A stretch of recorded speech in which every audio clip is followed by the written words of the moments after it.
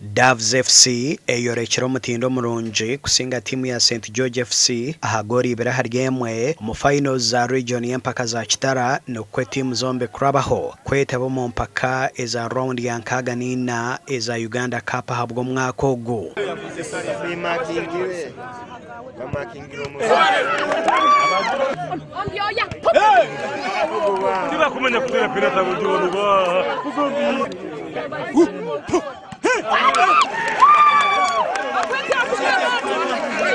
Timu itano nizo zibiri nizihayanira empaka ezo za Kitara.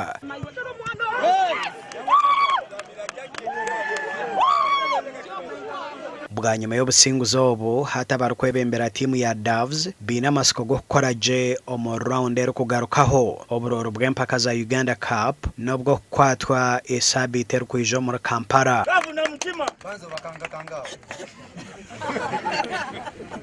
Omumakuru agandi timu y'omupiira gw'ebigyere y'omuruka gwa Rwenjojo esingire y'omuruka gwa Katura hagore emwe hari busha kuhangura empaka z'egomborra ya Kyamuhunga omu district ya Bushenyi kandi empaka ezibiri nizihayanirwa timu ishatu. Omuzaano Koheni Chempene niwatebire gora emwe ehwerire timu ya Rwenjojo okuhika ha businguzi.